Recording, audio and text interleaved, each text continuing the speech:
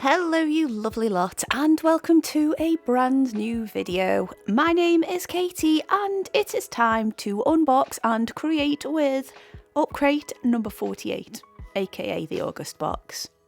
You might be wondering why July hasn't featured, and to be honest, I will pop that video up at some point, but I really hated that box and I just need to find a polite way of saying I didn't enjoy it during the video, but you'll just have to wait for that one. Anyway, let's talk about this box. So we have a featured artist and their name is Natalia, and I can't pronounce the last name, but I quite like the print. It's pretty cool and quirky actually, so very nice. Of course, we have the art supplies, but something is missing from this month. There is no longer the Bottle Post magazine, and I have mixed feelings about that. I can appreciate the fact that they want to reduce production costs so they can put more materials in there, and I personally am all about that. However, I didn't feel like they needed to get rid of the whole magazine. If you look at Scrawler Box's Scrawler magazine, for example, you've just got a nice amount of featured artist stuff, materials stuff, and obviously Scrawler Challenge stuff in there, and that's plenty. Whereas with the UpCrate magazine, I do appreciate that they did delve into the arty side of things a little bit more. They'd also waste a lot of paper by just, I don't know, say there was a sharpener in the box and they'd use like a double page just to say there was a sharpener in there. Do you see what I mean? And I don't know, I think it's a bit of a shame. Plus, if you have won any of the competitions, there's nothing more satisfying than being featured in a magazine, right? And now it's all just online. Anyway, rant over. I've obviously unboxed everything, so I better talk about what's in there. So it is a watercolour brush pen kind of box, and these are ArtSpay's own brand. They've got a brush tip and a water soluble ink, and we have the colours sun yellow, peach yellow, cream pinny, orange, rose, pink, sky blue, ocean blue, pastel green, light green, olive green, lemon green, burnt ochre, chocolate and wood. There's a lot of green colours in this. We also have a Cretacolor Mega Soft big chunky pencil in black, a gold ochre, cinnamon brown and meadow green Koh-i-Noor coloured pencil, and this month's surface is a ArtSpay's watercolour paper, which is 100% cotton and 300 GSM. Obviously I've swatched all of these out in a sketch pad because paper is precious. Anyway, I quite like the supplies in this month's box. I'm getting a little bit of deja vu though. These are pretty much the exact same pens, just a different brand printed on the barrels, that they featured in the first ever UpCrate box, which they were the MGA Colour Soft Brush watercolour pens, and they are exactly the same. I'm not complaining because that was quite a while ago, and obviously that box probably isn't available anymore, so I'm kind of okay with having some additional colours. The colour lineup is different, I'll give them that, but it's quite nice to have them featured again because obviously people who didn't get that first box will get to try them out again. And I think they're okay, they're pretty decent brush tip watercolour pens. They're not my favourite kind of medium to work with. I much prefer the Eco Soft ones where it's a fibre tip, but I don't hate them either. I think they're alright. This month's prompt is my place, and I got all of this information by scanning the QR code that's featured in the box, and it's got the online magazine, but again, you know my feelings on that. I think it is quite nice to have a physical copy. They just need to trim it down and not waste so much paper. But we are where we are with this one, and I guess that's what we're going to have moving forwards. So let's get back to the prompt. So I'd quickly sketched all of this out beforehand because that's usually what I do. And my place, well, I decided to draw the current state my studio is in, or at least one of the walls. It still very much is a work in progress, and I do keep getting horribly distracted by things I've tidied up and found along the journey. I definitely spoke about this in the last video. But to give you a little insight of my self-inflicted working conditions, we'll say, I thought I'd treat you to a little drawing of me being distracted whilst trying to tidy it up. So the background I'm doing at the moment, well, that is pretty much where all of the prints go from the subscription boxes I have, as well as other prints I've picked up just here and there. I pretty much have an entire wall covered, and it is slowly starting to snake around onto another wall. Not every print I've had in the boxes has made it to that wall. I usually give a couple to my husband if he likes them, and they jazz up his space, but the majority of them are on my wall, and they are wonderful inspiration and a beautiful backdrop, and I love having them there.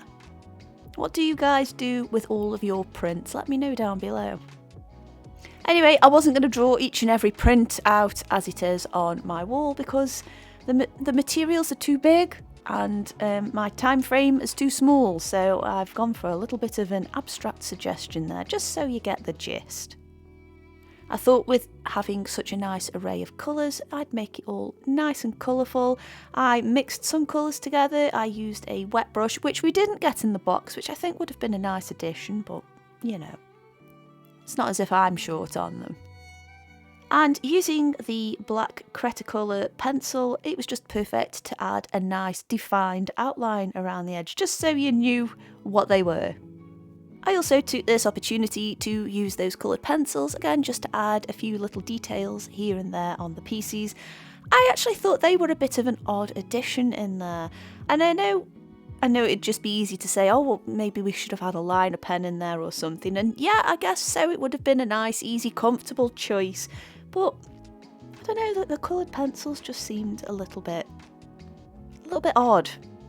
And I don't know, maybe if they perhaps put some coloured pencils in there that weren't pretty much the same as what we had in them pens, maybe just some teals and some blues, I think that might have just been a little bit better, because the colour scheme in this box is very, well, there's not much blue in there, is there?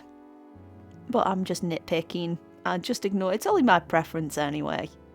So once the lovely backdrop was done, it was time to start working on the foreground, and again, I don't particularly think any of this is to scale, but it's literally just something that was in front of me that I drew, and then I added me on there. And I'm sitting there, and I've obviously picked a book up from the bookshelf, and any ideas of tidying and any good intentions of tidying have all gone out of the window, because that is just what happens. I am slowly getting there though. I thought it would be quite whimsical as well to have piles of junk around me, and I do use that term loosely. It's usually art supplies, pencil cases, boxes with, again, good intentions to fill them with all this stuff all over the floor, sketchbooks, you name it, socks, because I have a dog and he likes to bring me socks. Yeah, it kind of just all ends up on the floor for a little while until I start tripping over it. I'm a terrible person.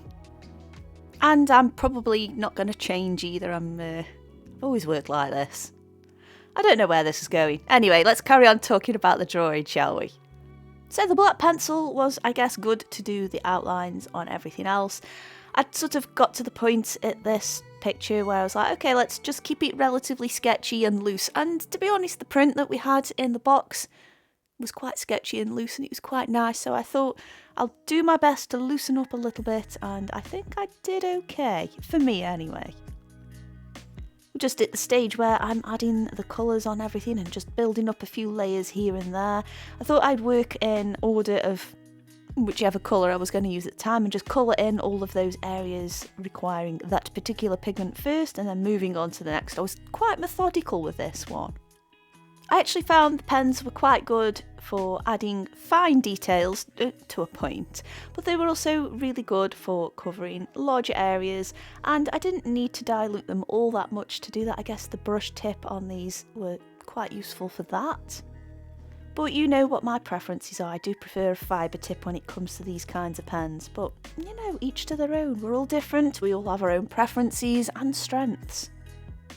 So I guess I'll start rounding up with the conclusion here. I know this video's been a bit scattered and everywhere, but let's go to the conclusion, shall we? I quite like this box. I know I've technically kind of already had it before with the first ever box, but I'm okay with having some more of these supplies. They're pretty good to use, perhaps if you're on the go, and when I'm doing my job, I usually sit and sketch at the same time, so these will come in handy for that. They're nice and space saving, I guess.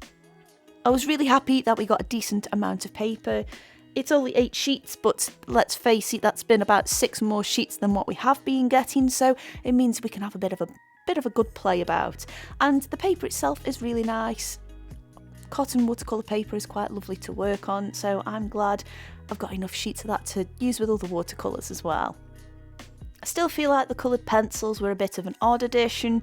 I'm not really sure what they add and what you gain from having them in there, but you know, they were in there and I did use them, so I guess that justifies it, I suppose, in a roundabout sort of way. The black pencil was pretty good for doing outlines. Again, I'm not a massive fan of chunky pencils, but I didn't hate it either. I thought it was good for the job. I quite liked the prompt. It was quite fun actually, and it's quite an insight to myself what absolute chaos I like to work in. I do miss the magazine though. I guess that's the real criticism here. But anyway, let me know down below what you guys think. Here's the finished piece, and I hope you enjoyed watching me construct it. Of course, I want to say thank you as always for tuning in. I really do appreciate it. I know I'm not putting up as much at the moment, but when you do tune in, honestly, it means the world to me, so thank you. There's some lovely things to click on screen right now, so be my guest, and I'll see you lovely lot soon. Bye!